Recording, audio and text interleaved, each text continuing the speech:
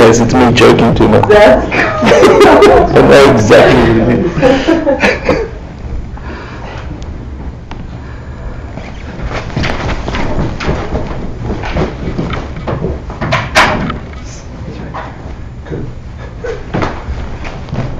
Should I sit here? Yeah, just wait. Okay. Steve's gonna be the end.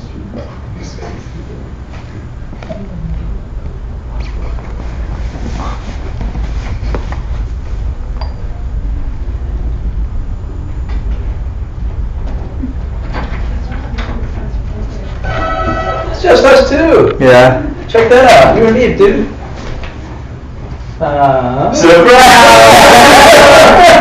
You're so funny.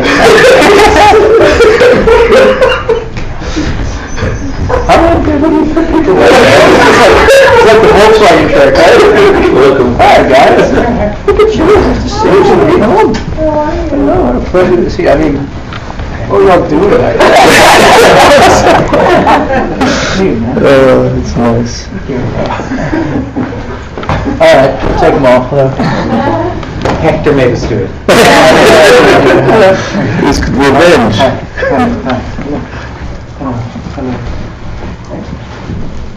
It's nice. Cheers. Okay.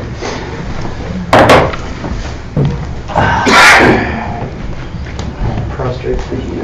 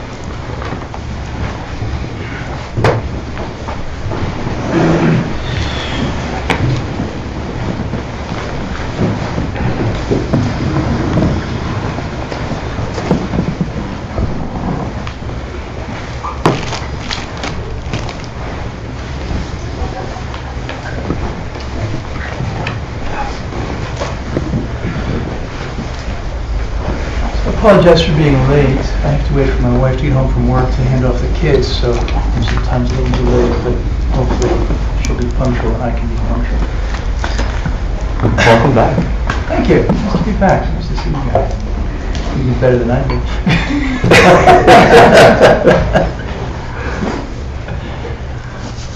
Sure. So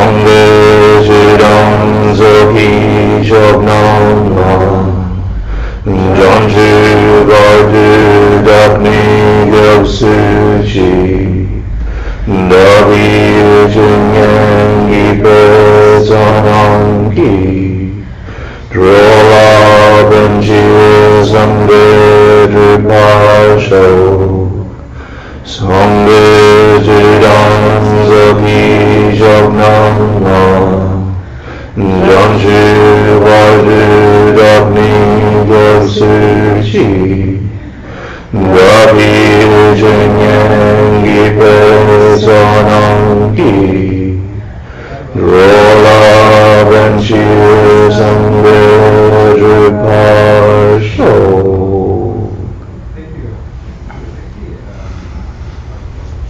So we'll first do a few moments of meditation just to transition. You would sit just comfortably so that your spine is straight.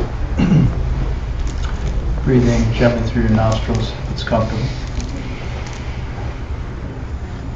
Trying to keep your torso in one plane. You can close your eyes all the way or almost all the way, whatever's comfortable for you.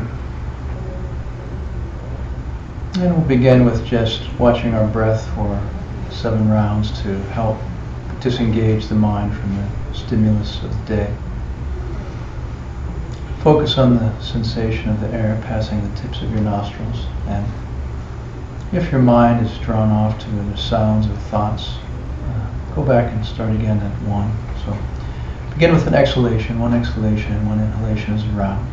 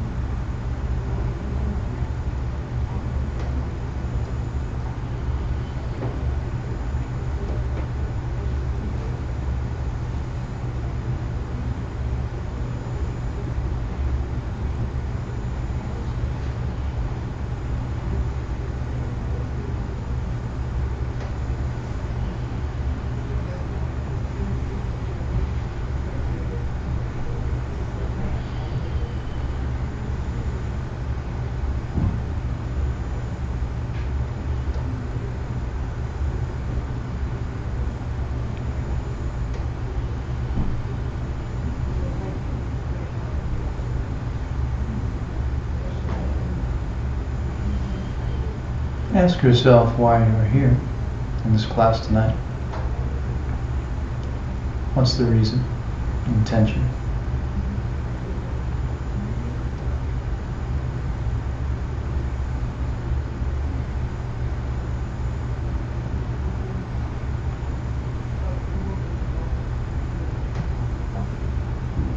Check in with your heart and see what's going on there, what the feeling is.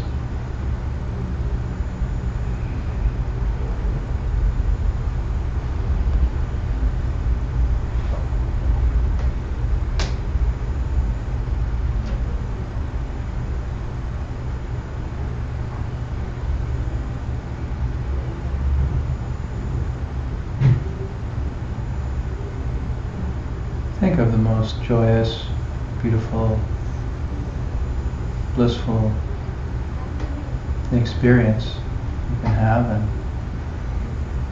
the purest, most virtuous, and try to feel that in your heart. The greatest happiness, bliss, goodness.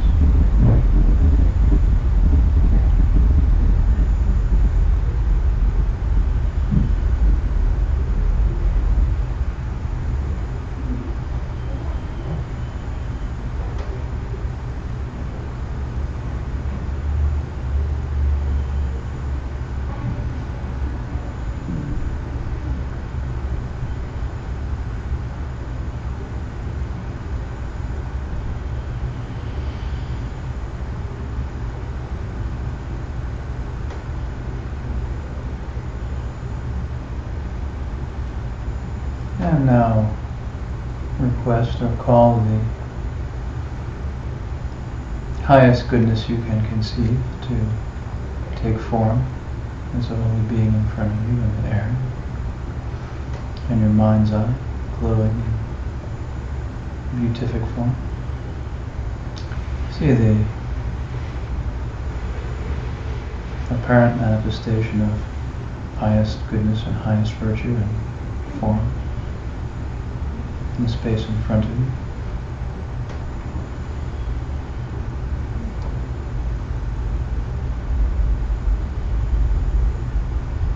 Perhaps you can offer the goodness of your heart to this holy being.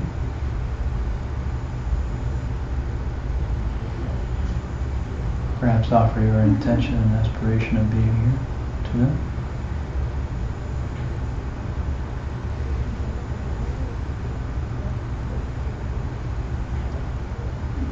You might ask their assistance and guidance and blessing to accomplish your spiritual intentions or goals.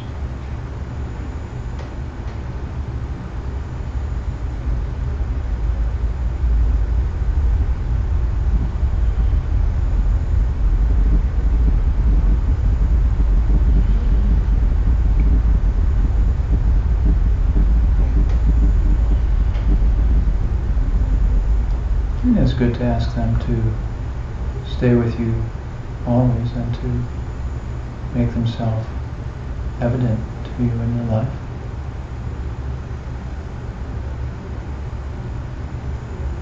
To manifest more concretely.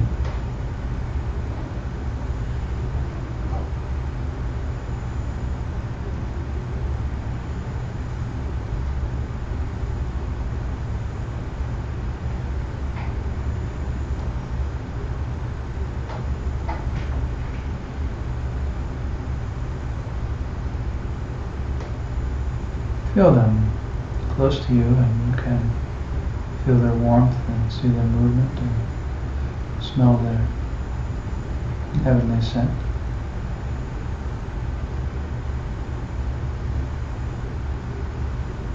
They're very pleased with you and happily assent.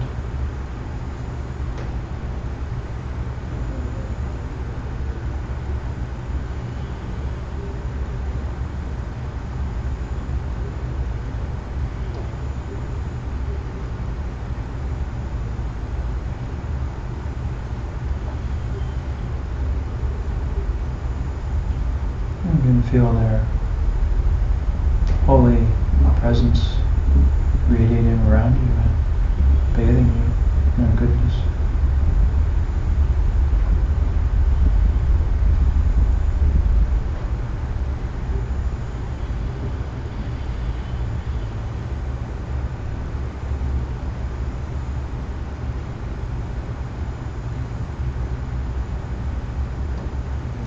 And feel them or see them becoming smaller and brighter, glowing in light, and coming to the level of your heart,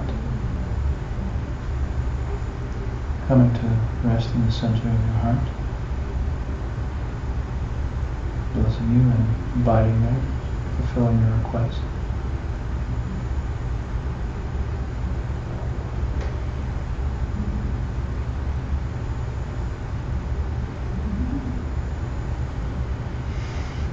So, thank you, holy beings, for coming. Homage to all holy beings everywhere.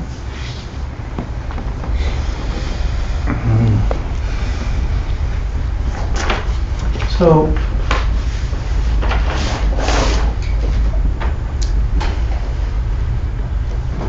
I suppose we should have a few housekeeping issues for anyone who's not an old hand. My email is, my email in case you need to be in touch with me. Paul, turn the lights on, up higher, sorry.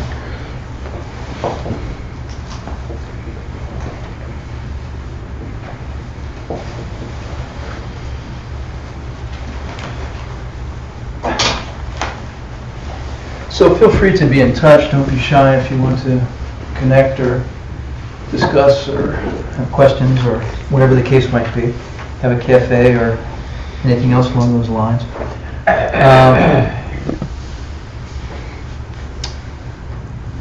So in terms of the structure of the courses here and the classes here, there are 10 classes in this series, and you can elect to do or not do homeworks and quizzes and final exams.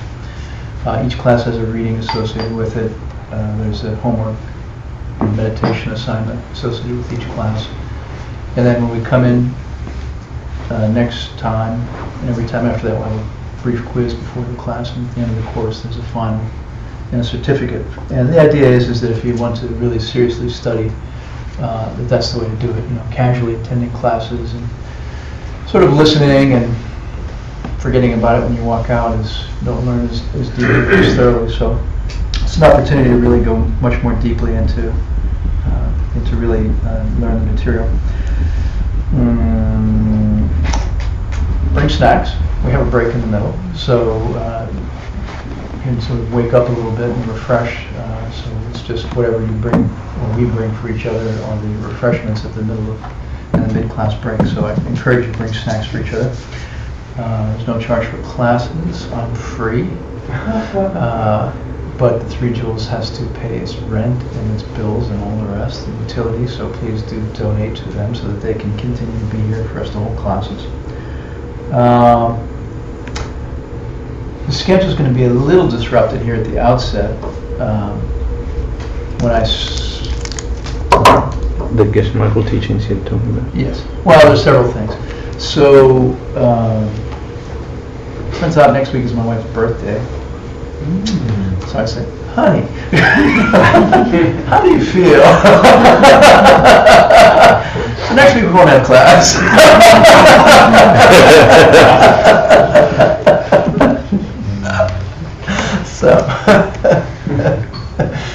And then the week after that, well, I guess your Michael will be teaching here, so we won't have class the week after that.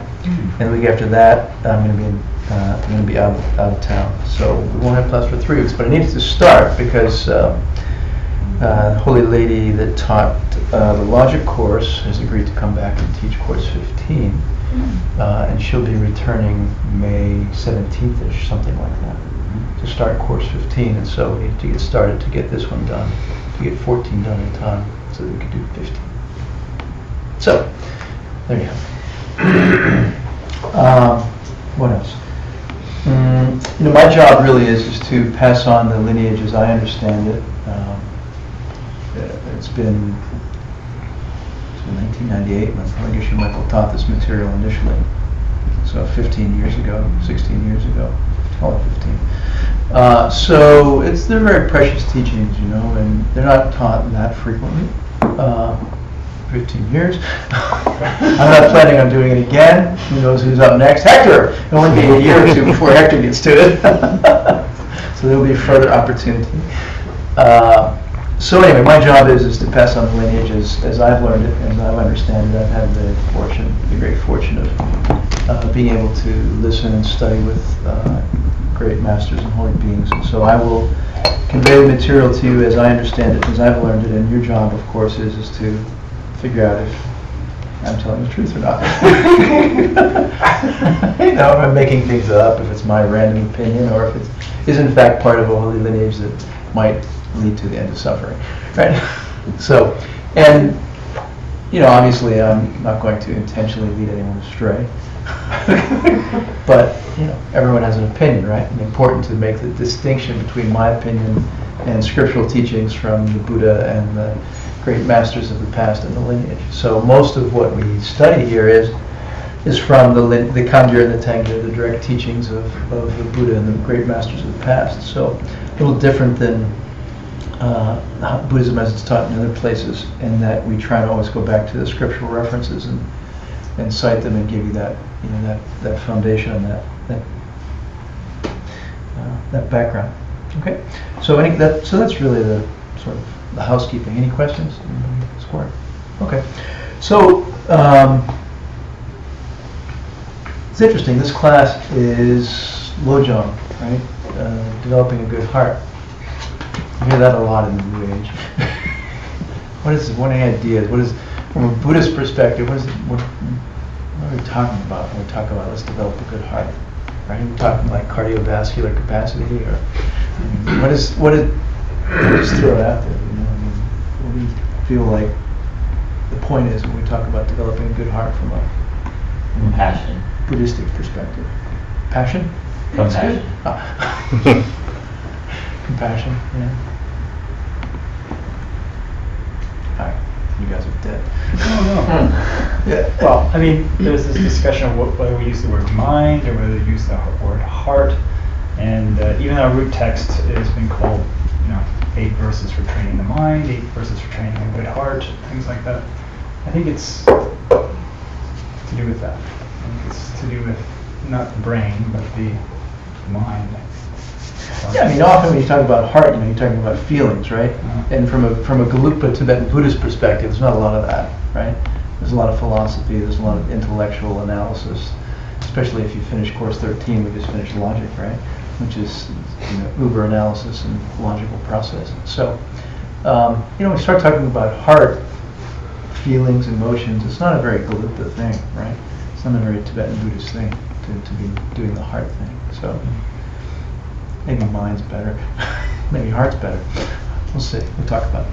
So please say, I'm not sure I'm going to write much Tibetan on the board because I'm not much of a Tibetan language person, but they say it's important to throw in some foreign words so that people think you know what you're talking about. So in Tibet they used to throw out Sanskrit so that the Tibetans thought that they really were educated and knew something. So we throw out Tibetan. So please say Lojong. Lojong. Lojong. Lo means mind and Zhong means training. So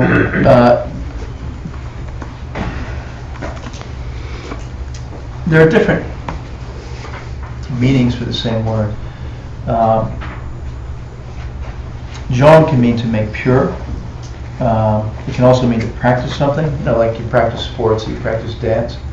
So it has a dual connotation of practicing and making pure. And so often when you're translating the words, it's hard to come up with a concise explanation. So when you talk about mind training, it can be often Lojong is translated as mind training, a lot of text. But I think it's a little deceptive in that, you're training to raise your IQ, you're training to be smarter, when you talk about training your mind, better memory, so it's doesn't really do it for me when the translation of Lojong as mind training is used.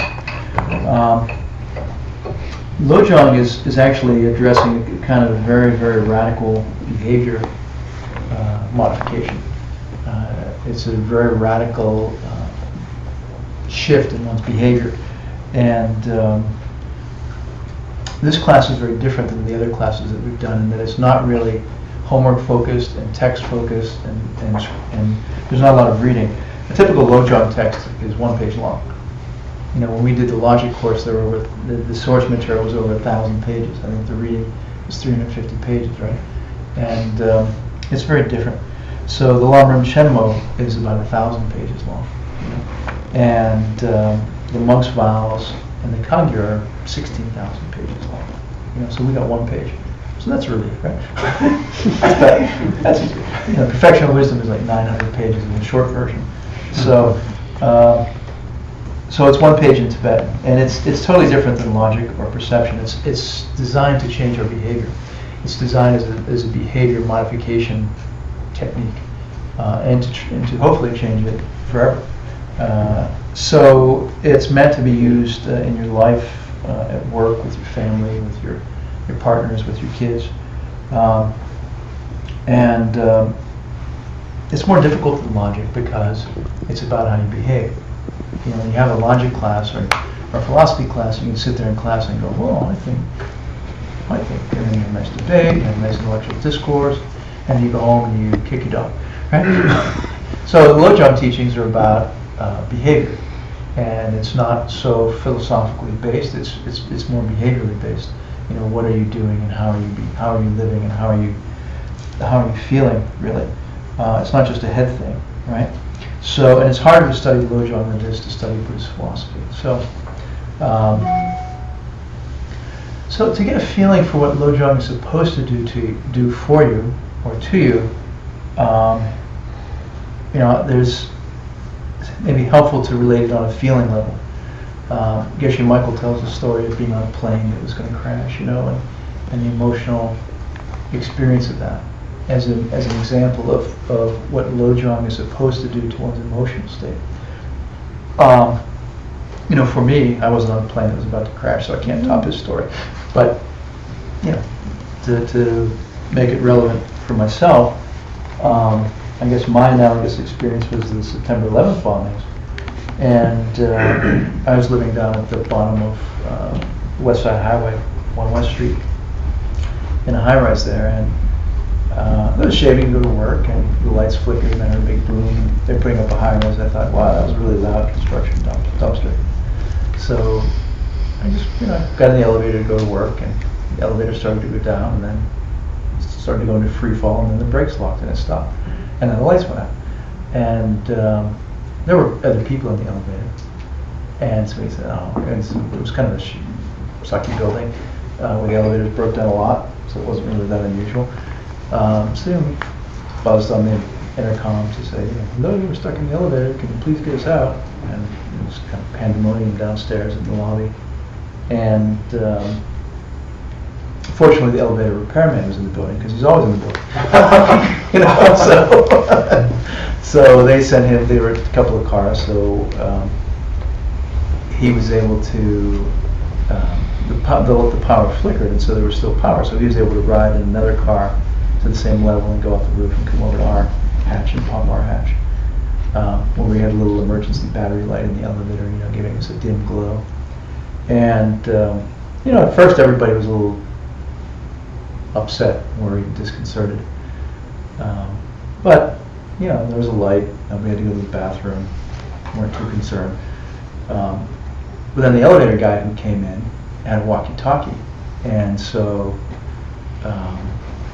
which reached his office in Midtown, and so he was calling them to say the elevator brakes were locked from free fall, and they started telling him about. We heard about the city was being shelled from the water. I'm like, what? You know, they said they're bombing the city from the water. What? And we're the first building on the edge of the water. And they said, oh, there's a plane hit into a building. I'm like, stupid, you know, like Piper Cub pilots who buzz the buildings. Anyway, then the elevator started to fill with smoke. And so a certain degree of panic ensued. The elevator service guy was like a big burly guy, you know, he was really big, strong, burly elevator service guys, I should say. And he really started to panic, and he was on top of the elevator still. He started screaming and banging on the walls and screaming, saying, you know, get us out, you know, let me out. And it was a mixed-use building where the bottom half was office and the top half was residential. So the bottom half of the elevator shaft is lined with steel because there's no access. So like the bottom 20 floors, say, you know, it's just a steel shaft with no doors and no access, and that's where we were. So they pry the doors open. It's just a steel wall there, and so the feeling then that arises for people at that moment when you're in an elevator filling with smoke, you know, you're in a little box with other people surrounded by steel walls, right? And emergency brakes are, I think they have like spikes that slam into the shaft wall or into the guide rails or something, because the power failure or whatever, it's not electromagnetic brakes or anything else. So it's actually a mechanical jam that somehow stops the elevator. But anyway, and so you know the elevator's not moving, and you know there's no door to go out, and there's no way up and there's no way down. So then you're like, oh, okay, here we are in a little steel box, you know, handful of people filling with smoke and not looking too good. Right? And so then what is the emotion that arises among the people there? You know, some people, they start to panic, right? But then there's some people, there's a real sweetness. You know, some people have agitation, but then a real sweetness sets in. You know, you kind of go like, oh, well, maybe we're all just going to die here right now. You know, maybe we're all just going to be in this little steel box. You know, I just finished my breakfast and was on the way to work like any other normal day, and that's how death occurs. You know, from starting one normal activity, like stepping off the sidewalk and crossing the street, to getting on the sidewalk on the other side of the road, you die. I mean, death occurs between starting and stopping normal activities. Between you start your breakfast and you end your breakfast, you die. It's not like there's some monumentous event when death occurs. It's just mundane things. You're on an airplane, it crashes. You're walking across the street, you have a heart attack. I mean, some people obviously have illnesses that are onset, but very often it's just mundane, you start to go to work and you never make it to work kind of thing. So the emotion, though, the emotion of being in a situation where death seems fairly likely. And then what comes over one's heart? What comes over those people's heart? Are they freaking out? Are they panicking? There's a certain love that arises. There's a certain sweetness that arises. There's a certain kind of caring about the other person. There's a feeling of, you hug the other person and you care for the other person, helping them, trying to help them not feel so bad, comfort them or have some sense of love or caring or connection to them, right? And so this is what Lojong is designed to do, is to bring our hearts to this kind of space where they're naturally open and available and connected to those around us with some sort of sincere feeling of love and concern and authentic, what would you call it? Some kind of authentic, sweet, caring love for the other person, right?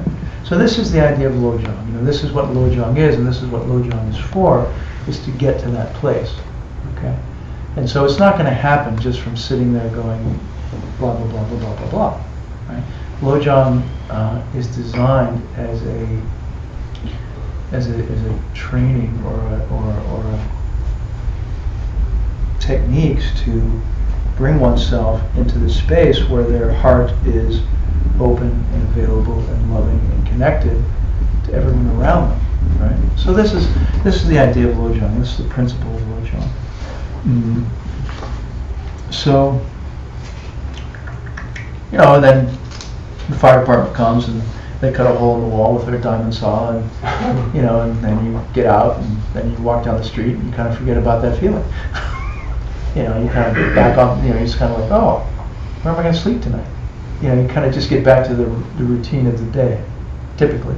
I mean, it's just like, oh, yeah, now I can't go back to my apartment. I don't have any clothes, and now what am I going to do, and where am I going to sleep, and where am I going to live, and all of those ordinary things just reassert themselves, and then the feeling dissipates fairly quickly, right? So, it's something that happens in the moment, but it's hard to maintain. So when we have a good Lojong class, that's where we're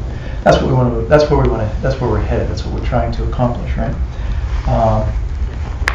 The point of all these classes is to take the information away and use it at work, and use it with your partner, your family, on the subway, to try to develop a feeling in your heart about those people around us, right? Everyone around us is imminently dying. We don't know when, right? It's just like being on the elevator, being on a plane that's going down. Could die tonight. We don't know. We have a veneer, we have a facade of certainty that will live till 78, whatever the statistical average is. But in fact and in truth, we're all in the same situation, which is, we're imminently dying. We're all dying every moment, and we could die at any moment. And so we're all in the same boat. So why not have this kind of sweet love towards everyone, rather than the sense of not caring, right?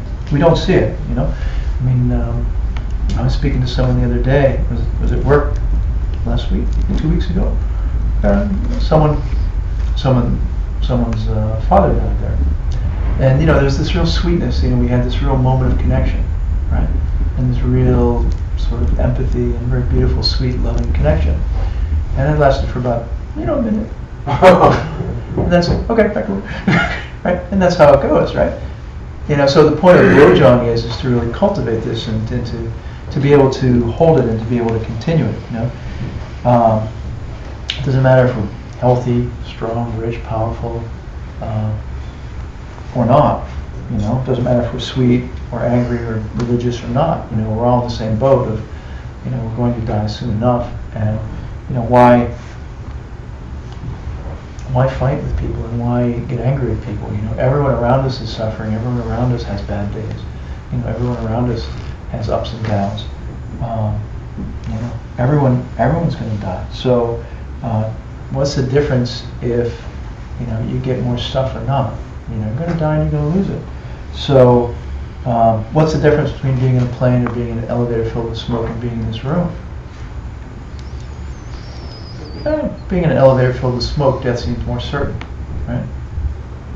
But death is certain, whether in an elevator filled with smoke or not. The time of death seems far from the future. There's no guarantee. There's no assurance, right? So that's the idea. So Jong means training. It means you have to practice. You have to get used to it. Developing a good heart is a nicer translation than a mental training, because it really is about that heart space and that feeling and cultivating that. It's not the case that love for everyone just naturally pops up in me spontaneously, right? We talk about love and being in love and love as an ideal, right? But what causes, where does this love come from? Where does that kind of sweet feeling come from? How and why does it pop up in us? It doesn't typically, right? Sometimes, hopefully frequently, but how do we get that feeling of love to arise and manifest within ourselves, right? So that it's not just a kind of acquisitive, desire-based, I need to satisfy my craving sort of experience, And how do we cultivate it so that it's not just a random thing that pops up unexpectedly?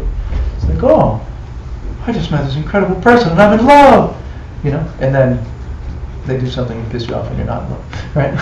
So, which is not sustainable, pervasive heart experience, which is really what we're talking about with LOJONG, right?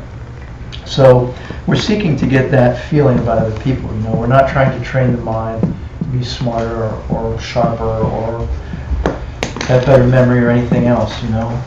We're trying to live like that all day long, and it's not natural. It's not natural to have this feeling of connected, loving empathy all the time. It just isn't. It requires practice and it requires training. It doesn't just pop up on its own. Normally we're selfish. We worry about ourselves. We care about what we get for ourselves, and we don't think much about other people. And that's, unfortunately, sort of the human condition, is being mostly focused on getting what we want. We struggle to make a living at work. We struggle to get ahead, have nice clothes, have a nice vacation, look after the people that are close to us. But we're not terribly sensitive to, the fact that everybody else in the room or everybody else on the subway is doing the same thing, is in the same boat. So it doesn't matter what we have when you lose it. It's like if you have kids, you struggle to give your kids things. Like if your parents are like, oh well, I got to save money or pay off the house so I can give it to the kids. But they just, they spend it. It's gone. Typically, the parents die, and then the kids burn through the money in about 6 months. They party, they go to the beach, they go surfing, right? And the money's gone. And then the parents have worked for 20 years to pay off the house. They've struggled for 20 years to pay off the house to leave something to their kids. And then the kids burn through it and it's done. And it was 20 years of their life, where they were struggling to look after their needs, to acquire things for themselves, and usually at the expense of other people. There's nothing wrong with getting a house and paying off a house. It's great. I'd love to, but the point is it's usually at the expense of others. It's usually at the expense of not thinking about others and their needs. So everything we try to collect or achieve is like that, whether it's status or power or savings or jewels or stuff. It's all going to go, and it's just a matter of when. We have to lose it. Impossible. And everything we try to collect or achieve is like that. So nothing lasts, nothing stays, and we'll definitely lose it. It's just a matter of sooner or later. And you work for 20 years and say, oh, I'm making big 6-figure salary, and now I got a beautiful house and I got a fast sports car, and then something happens and then you don't, or maybe you're fortunate and you continue on. You're able to have those things. Won't go on about it too much, but you know, if you're feeling depressed, you're right. You know, I mean, everything will end up as dust, you know. So why go on about all this? What's the point of struggling with each other? What's the point of fighting with each other? What's the point of putting people down to get all of these things, which are going to be lost anyway, you know? Unfortunately, we can't stop it as a habit. I mean, why do we do it? You know? According to Buddhism, we have these deep habituations and deep impulses from, you know, countless past lives of looking after ourselves and doing things for ourselves at other people's expenses, trying to get ahead at other people's expense, right? And we can't stop. So the meaning of Zhong is that you work to change your heart, and it's hard to do. You know, you have deep ingrained habituation that we're going to look at and work to shift and work to change, and it's hard to do that because, you know, it's hard to change habits, right? You try to stop smoking or eating sugar or any of it, right? So that's where we are. And the point is, why not enjoy each other? Why not enjoy things with each other? Why not be loving to each other? Why not be good to each other? So LOJONG means developing a good heart, right? So we're studying a text. Unfortunately, Stephen, I think I had a miscommunication, or we miscommunicated. I was looking for the first 12 pages of the reading. The first 12 pages of the class notes. But that's a lot of paper. I know. That's a piece of tree that was... But the reason I mention it is... Where do you find the readings at? I was looking for the syllabus. Is it in the syllabus? I have it here. I can open Okay. it. So, Where would I find the readings at for future reference? this is a PDF file online. Okay, sure. Yeah. Yeah. So, wanted to go through the syllabus, but we'll come back to it. So, please say Chankya. Chankya. Chankya. Chankya. Chankya has a lot of lamas. This Chankya, the reincarnate line of lamas, this Chankya Rinpoche lived from 1642 to 1714. And they were teachers to the emperors of China. And often great lamas, Tibetan lamas, would go to China and serve as the advisor and the spiritual counselor to the emperor of China. And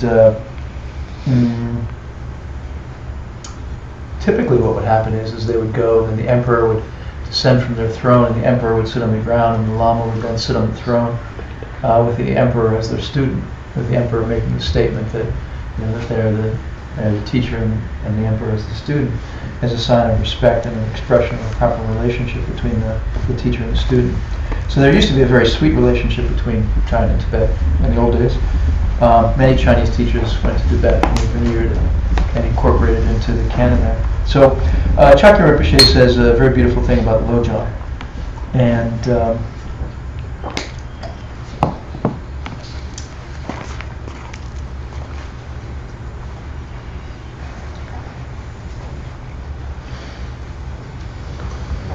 there's a long line in Tibetan that I'm not going to write.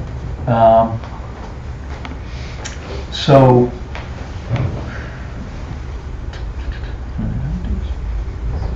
what I'm going to do. I'm going to just recite it, and if you could just repeat after me, it's a good blessing. Please say Sempa, Sempa, Chempo, Chempo, Langri, Langri, Tangpa, Tangpa, Dorje, Dorje, Senge, Senge, Zepe, Zepe, Janchu, Janchu, Semjo, Semjo, Gidampa, Gidampa, Sikgemar, Sikgemar, Drakpa. Drakpa. Okay, so this is a line from Chankya Rinpoche. It's his definition of LOJONG. Okay, and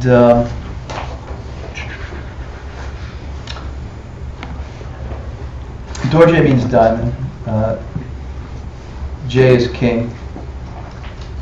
Do is stone. So Dorje is the king of stones. In Sanskrit, it's Vajra, which means diamond. Senge is means lion. So this Dorje Senge is called Diamond Lion, and Dorje Senge is a person's name. It's the author of one of the most famous LOJONG texts called the 8 Verses, which is the first LOJONG text that we're going to study. he lived, Dorje Senge lived from 1054 to 1123. And he was a Kadampa. The Kadampas were sort of the first Buddhist fanatics in Tibet. At the time, in Tibet, it was a weird language that they had to study. They didn't speak Hindi, whatever it was, Pali, Sanskrit. So it's kind of similar to what we're doing here. And then you have these people who show up, and they have to study a foreign language, translate books into their own language. And then the Kadampas started these little centers where small groups of them would get together and study these translated texts. And then they started little small groups of practice together. And pretty soon the little groups became communities, and they started calling them monasteries. And within not too long, 2 or 3 million monks and nuns were living in monasteries in Tibet as a result of the Kadampa movement. And they were the first generation of Buddhists in Tibet. They generally started around 1,000. And the books we're studying now come from that time period. They were specially designed as practice works so that people could take these ideas and apply them right away. So by the time Buddhism reached its peak in Tibet, there were about 200,000 works written, which is the largest collection of religious works in the world. So they took the teachings that existed, converted them into their own language, Tibetan, and then, as typically happens, the original source material started to disappear. The Sanskrit and the Pali, and a lot of the original texts were then destroyed, disappeared over the centuries in their home countries. And so then the religion, Buddhism, continued on in Tibet with a comprehensive canon. And so, very interestingly, this is kind of what's happening here in the West now. In parallel, we've copied and translated as much of the Tibetan canon as possible, and a lot of it's being lost now in Tibet and other China and other parts of the world. So, very interesting parallel between us and the Kadampas. So anyway, Dorje Senge, he was also called Langri Tampa, which is a place. It's like Langri is a place. So it's like saying, I don't know, it's like Clint Eastwood in the High Plains Drifter. He's the guy, the cowboy from the High Plains. So they would call him the guy from Langri. So we're going to study the Lojong in 8 verses. Please say Tsike. Tsike. Ma. Ma. Ma is a feminine. Sik means verses and Ge means 8. It's 1 page long. So 8 verses in 1 page. That's the whole Lojong. And it's traditional in Buddhism that books are named after women because women are considered to be the epitome of wisdom, knowledge, and power. So Tibetan books have a feminine name.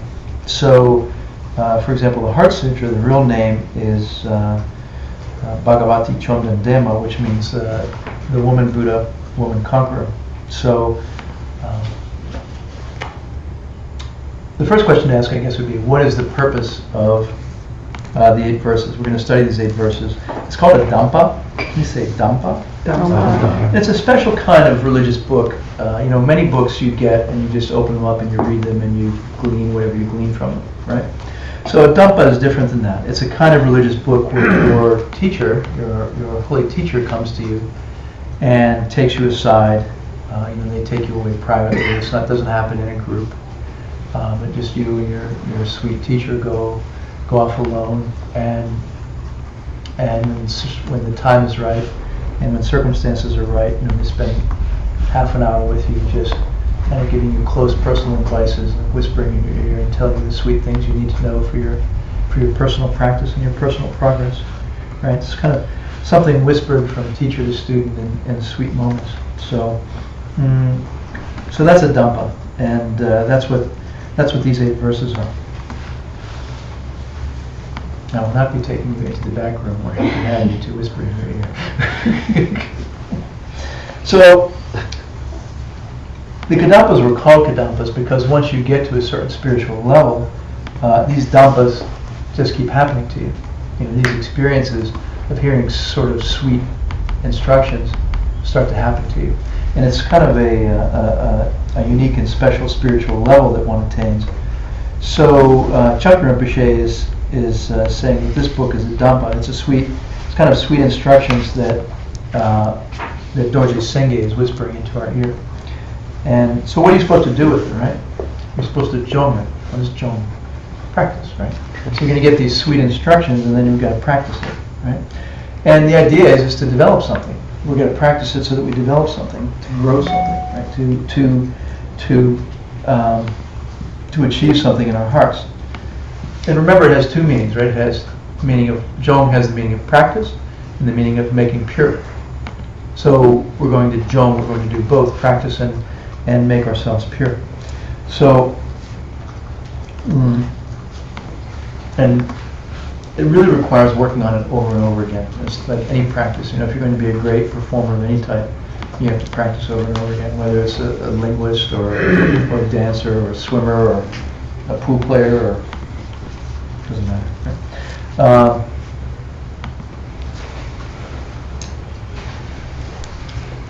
So now we've got to get to the heart part, right? We're going to talk about the heart part. We talked about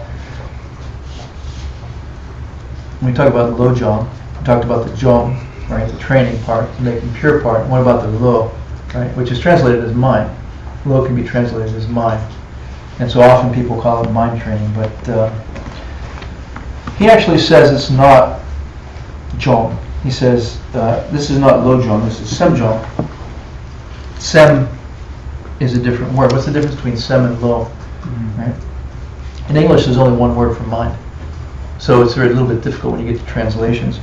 In Tibetan and Sanskrit, there are probably 15 different words for mind, each of which has a different connotation and different meaning. So when you try to translate these things, it becomes problematic. So they both mean mind, or thought, or a wish. But he's making a point here saying it's not LOJONG, it's samjong. So there's some different element of mind, some different aspect of mind. And sem is used in Janjupki sem in Tibetan, which means bodhicitta. Sem is mind, bodhicitta, right? So he's saying here that the attitude or feeling that we have for other people, the sweet feeling that we have for other people, when we recognize that we're all in the same boat.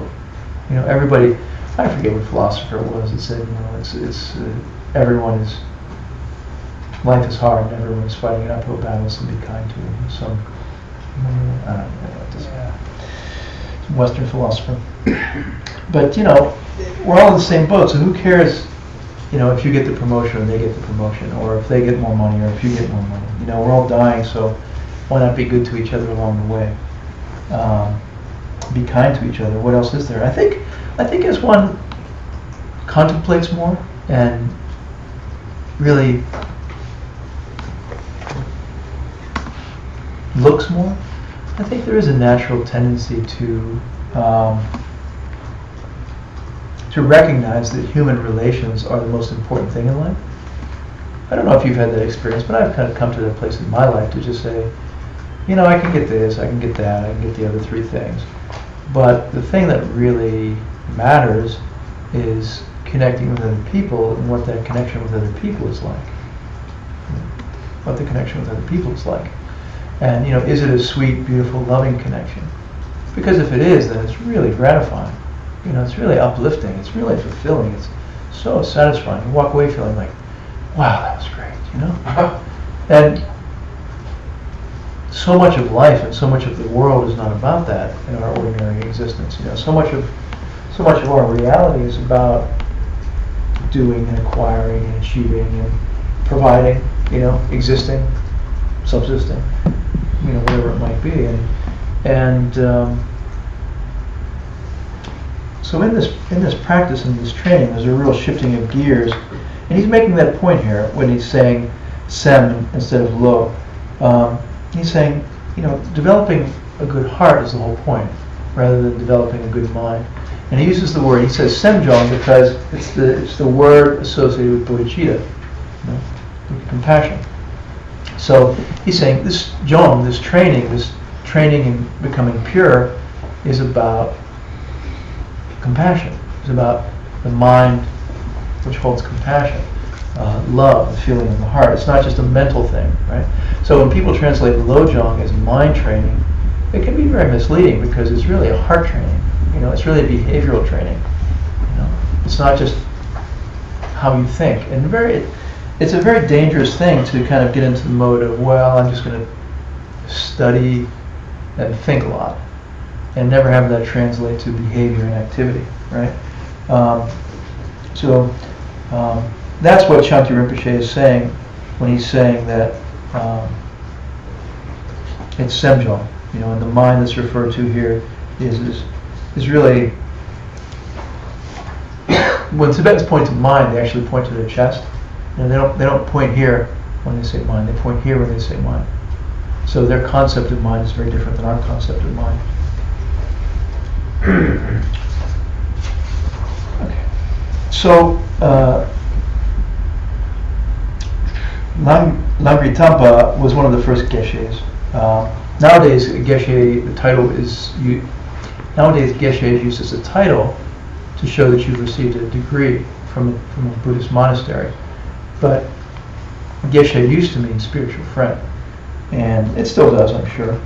But this was the first use of the word geshe, was during those days with Geshe Langri Tangpa. So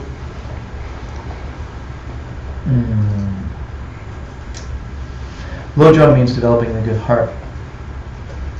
There's a compendium of Lojongs, which we're going to study, and it's called Lojong Gyatsa. Please say Lojong. Lojong Gyatsa. Gyatsa. So Lo, we said, is mind. Jong is training. Gya means 100. Sa is root text. So this is a collection of 100 different, well, more than 100 different Lojongs. It's a collection of texts which were put together by a master called Muchen Konchok Gyaltsen in the 14th century. And it's a little dry in the beginning because we have to go through the lineage. The first classes tends to be a little date and author oriented, shall we say, because we have to lay the scriptural basis and foundation for what we're going to study. So it's important in our lineage to give you the text that we're going to study and the authors and where those materials come from, to sort of have the seal of authenticity to know that they are from monastic scriptural connection and not just something that someone wrote last week. Okay, so if somebody says, "Oh, you're studying Buddhism. What are you studying nowadays?"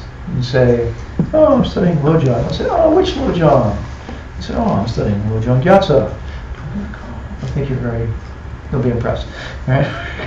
So it was put together by this brilliant author about 600 years ago, and Muchen is the area where he's from. It's like saying from Poughkeepsie or something. I don't know. Mm-hmm. So, and then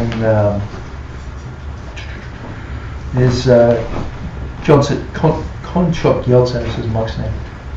So no one knows his birth date. We know it's around the 14th century, and there are about 6 different sweet Lojongs that we're going to study that have been extracted from this compendium, and we're going to go through them. So it's in the syllabus. We'll spend today and next class talking about the 8 verses, Lojong in 8 verses, and then the third class is by Kagyu Lama, who is very respected, named Tome Sampo. It's a Lojong in 7 points, which is a very special Lojong, and it's been. Is that Chapel? No, different one. So it's been studied over the centuries, and it actually forms a large part of the Lam Rim teachings, which are the graduated path to enlightenment. A lot of the Lam Rim teachings are extracted from this Lojong text. So then the next class is a Lojong called The Freedom from the 4 Attachments, which is a very special one. It's a beautiful text written by one of the most important Sakya masters called Drakpa Gyaltsen. And he was a layman, not a monk. Very great Lama and very important in the Madhya lineage. If you do that practice, he's referred to there. So after that, then, we're going to study a Lojong text called The Crown of Knives. Some people translate it as Wheel of Sharp Weapons. When I first read it, it was from the Library of Tibetan Works and Archives, Dharamsala, and a little green book called The Wheel of Sharp Weapons with Ninja Star on the cover. Anyway, it's kind of a bad translation. It actually refers to kind of a cap, which is filled with razors or sharp knives, which is like a crown that goes over the head and cuts out the head. So not very pleasant. Anyway, there's also a cool lojong about how things are going right for you. You can turn it into a spiritual practice, and how things are going poorly for you. You can turn it into a spiritual practice. So regardless of whether you're having a good day or a bad day, it's a great opportunity for spiritual practice. And then we have instructions on developing a good heart that came down from a master translator from Sumpa. And this is very interesting. This is someone who went to India. He was a Tibetan that traveled to India, and he had to learn the language. And in those days, if you wanted to learn something, you had to pay for it. I mean, typically you'd have to bring gold. Gold dust was the common currency. So if you were going to go, it was a big trip, right, from Tibet to India over the Himalayas, and however far it is, very dangerous. So very typically, if you wanted to request a teaching, you'd have to pay gold. Sometimes you would have to pay your weight in gold to receive a teaching. And it wasn't because they wanted the money. It wasn't. Very often they would take the gold dust and they would just throw it into the wind, after it was offered, because it wasn't about the money. It was about showing that you were serious and showing that you were committed, and showing that you were willing to sacrifice something to receive the teachings. So they didn't care about the money. It was showing that the student had the commitment and the dedication to really make sincere and diligent efforts. So anyway, so this master translator traveled to India, and he brought his gold dust and he spent it all, and he learned everything that he could over some years in India.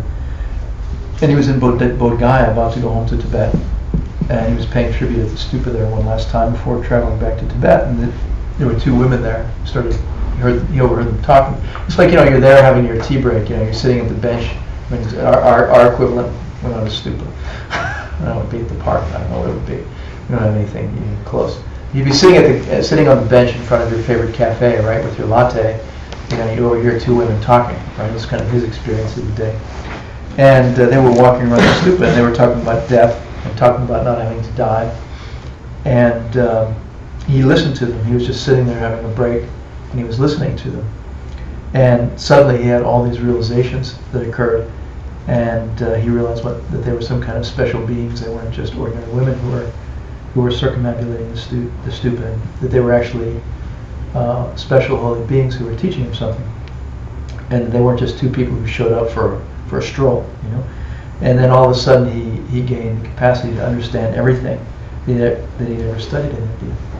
And so all of the teachings he had received over the years became clear to him, and he gained those realizations. And then at that point he was ready to travel back to Tibet. And so he wrote another lojong that we're going to study. And so that's why they don't say he authored this lojong. They say it was the lojong that was passed down to Sumpa Lodsaw. So, okay. And then there's another one where Sir Lingpa, he was a very famous Lama in Indonesia. He had a famous student named Atisha. And it's the same thing. Atisha was in India, Indonesia is an ocean journey from India on a not very big boat for about 10 months. So it's not an easy thing to get a teaching in the old days, And we take it for granted somehow in the modern day. We got internet, we got recordings, we got MP3s, we got PDF files, You don't even have to pay. I mean, it's all free. I guess, I don't know, maybe Geshe Michael's done a disservice in some respect, Nobody's showing up with gold dust, right? They're just getting free PDFs and free MP3s and free classes. It's a good thing in many respects. But there is an element of recognizing that in the lineage and historically, teachings were hard to come by, and they had a high price associated with them. There was one, I don't remember his name, there was a famous Lama who was trying to get these teachings on, I think it was the 8 verses from Diamond Lion, and he wandered Tibet trying to find it. He spent, I don't know how long, wandering throughout Tibet trying to find this teacher to get these teachings, and he couldn't find him. And he missed him. He died. The teacher died and never got the teaching. And so he did, somehow he collected the causes when he received the teachings from one of the disciples of Diamond Lion. from Dorje Senke. So that's how it used to be. We have much more virtue to have them come to us so readily. So anyway, so instructions were given by Sri Lingpa. Master Atisha made the trip from India to Indonesia. He checked out Sri Lingpa for a long time. I think it was 10 months, something like that. I don't remember how long it was, but they took their studies and their teachers seriously there. And so he had risked his life for a perilous ocean journey to get from India to Indonesia. And when he arrived, he didn't just run up to the teacher and say, "Oh my God, thankfully I'm here. Finally you can teach me." You know, he waited. It was something like a year, I think. We actually observed the teacher and checked out the teacher and his students and what he was like and what his character was like and what his teachings were like before he actually asked him for any teachings, right? And then he did. Master Atisha did ask Sri Lingpa for teachings, and he received holy teachings. And so then it was eventually time for Master Atisha to travel back. And so Sri Lingpa said to him, he said, you know, you're going to go back to India on this dangerous boat trip. It was like 1100, the year 1100, something like that. And he says, you know, I have to give you some instructions so that you can try to help these beings who don't learn very well and aren't very disciplined and, you know, have strange customs and cultures, and you know, their minds are difficult to tame, and their behavior and ethics are difficult to tame. And so I need to give you some special instructions for these strange foreigners that you're going to, which pretty much describes us. So he did, and then Lord Atisha was kind of hanging around one night, and two angels appeared to him and told him that he needed to study Lojong. And they said that they were going to give him some advice and instruction about Lojong, and so they gave him a special Lojong. So that Lojong is there also. And so all of these are collected together into the compendium, the Lojong Gyatso. So, and it's very good to memorize the 8 verses. We're going to start the 8 verses, and it's very good to memorize them. You know, 8 verses is not a lot in the monastery. It's common to memorize them. It's very helpful to be able to call them to mind whenever you read them, right? I think let's take a break. I don't think anyone brought any snacks. Did anyone bring any snacks? I got some crackers and All you right. brought some chips. Let this be an incentive to you to bring better snacks next time, okay? So please take a break, and then we'll pick up after, okay? I just have one scheduling question. Yeah. So we're going to do 1 class per night. Is that correct? As opposed to 2? No, yeah, it's 1 class per night. This course has only has 10 classes in the series, 11 if you count the final. So tonight, yeah, it's 1 class per night, once a week. We have tonight's class, then we're off for 3 weeks, and then we'll have every Tuesday after that consistently until we complete it. The next class is the 25th? Sounds right. Yeah, that sounds right. And then we'll finish just in time for Holy Lady to come and teach course 15, the art of interpretation. Okay, please come back.